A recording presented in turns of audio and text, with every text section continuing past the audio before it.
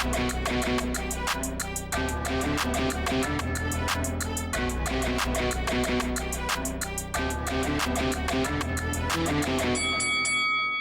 guys, welcome to Boxing Squared for boxing news and views from around the internet.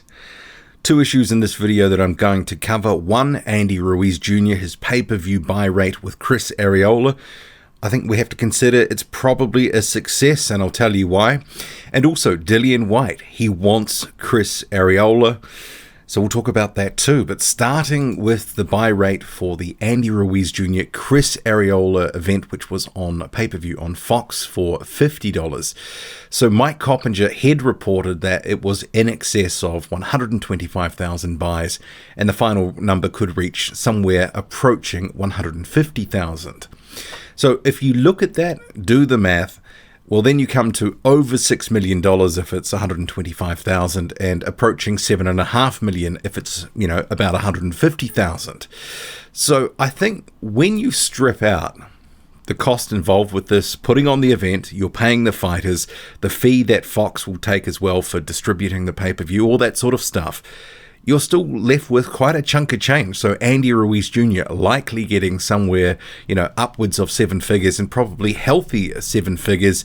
Maybe it was 1.5, somewhere around there, $2 million, something approaching that. Maybe Areola, $500,000, something there or thereabouts. I don't know, but we can only, based off the numbers, obviously throw out the sort of predictions of what they would have got as part of that. Maybe there was some bottom guarantee and it's certain percentages on top, but I still think we have to consider for an event that Fox clearly didn't want to put on regular Fox. They didn't want to pay the sort of money that Andy Ruiz Jr. commands now that he would have expected. They took a bit of a gamble with this. And some people, I'm sure, will go, hey, 125,000 buys is not great, 150,000 buys is not great, but it still pays Ruiz quite a chunk of change. Maybe not as much as he would have been expecting. I mean, given the sort of chatter online, in particular Twitter, a lot of people were watching that fight, but the question is how many people really paid for it, and that probably leads to the lower buys because a lot of people probably illegally streamed it. But still, 125 to 150,000 when you consider Ruiz was the A side against a guy 40 years old who hadn't fought for 2 years coming off a loss. I think we've got to consider that a success in this day and age, the current market.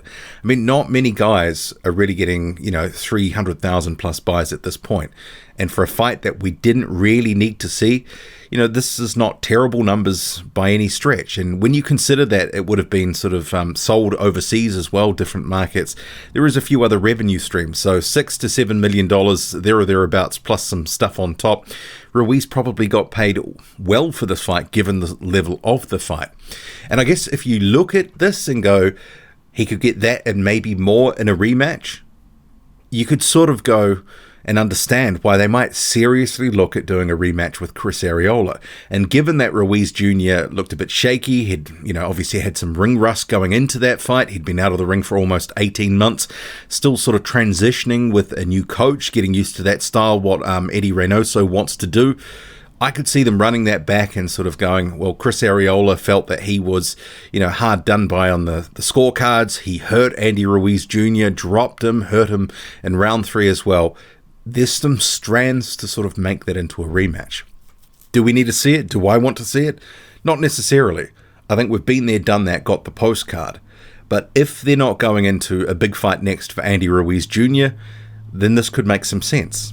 Would he go straight into a Luis Ortiz fight on the back of that performance? I mean, I think there's questions after that performance about where Ruiz is really at, especially given he didn't look that great at times in there. So maybe they could wring every last drop out of Areola, get the rematch, send him on his way with another payday, and Ruiz effectively gets another decent level sort of tune-up, because as we saw, Areola will make him work. He will make him work for that win, and that's what we saw in that first fight. So, 125 to 150,000 buys might be a bit lower than some were predicting. Others didn't think that this would do anywhere near approaching 100,000. So, I actually don't think the number's too bad. And clearly, when you start crunching the numbers, Ruiz gets well paid. So, why wouldn't he take it again? I could see them looking at this going, we can do this. In terms of Areola, though, he's been called out by Dillian Whyte. Remembering after the fight with Alexander Povetkin, the rematch, Dillian Whyte said that he wanted a slightly lower level fight and possibly in America. And I guess after that performance by Chris Arreola, you can kind of go, well, he sort of fits that bill. It's going to be probably a lot of action, entertainment, and Dillian Whyte can have an opportunity to sort of potentially beat up and take Chris Arreola out, at least get a win over him, and then he parlays that into a potential Andy Ruiz Jr. fight. Well, I guess that's the theory, but the thing is, though, with Whyte and Ruiz, they're not on the same sort of promotional platform. Dillian Whyte has a fight-by-fight deal with Matchroom and has been fighting on Sky. I wouldn't expect it to change for, this sort of level of fight. Plus also, would that be pay-per-view in the United States? Because he'd have to be on PBC to be working with Areola most likely. So that would mean a promotional shift, at least for one fight. But I guess with Whyte, you have to ask the question, with Eddie Hearn, the Sky deal coming to an end, what ends up happening with pay-per-view? Joshua, Whyte, are they just going to fight on Sky? Is it going to be to DAZN? Because as we've heard, they're not part of the sort of deal that DAZN has struck with Matchroom. So there are some unanswered questions, and maybe that gives some leeway for Whyte to sort of just feel his way out elsewhere.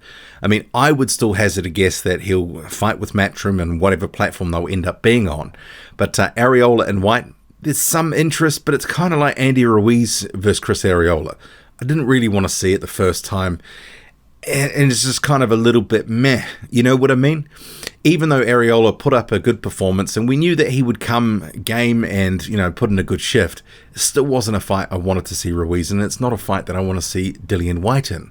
I'd rather see him in better fights, but I can understand after quite a few, generally in the last 3 or 4 years, Whyte's fought some of the best competition in the heavyweight division. So I can understand him wanting to just sort of drop down and take just to stay busy, not a tune-up, but, it's something just above that level really, isn't it, at this point? Areola is not a top 20, probably not a top 30 fighter at this point, but he'll put in a good effort.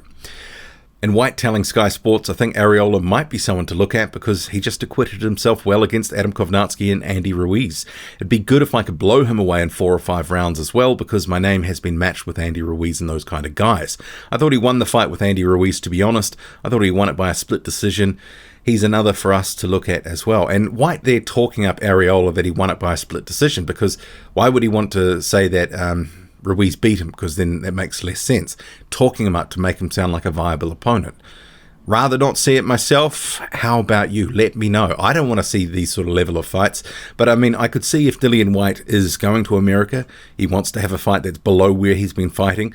Areola fits into that camp. Gerald Washington fits into that camp, there or thereabouts. What do you make of it all? Drop a comment, loud and often. Hit like, hit subscribe. Follow me on Twitter, boxing_squared. I'm out.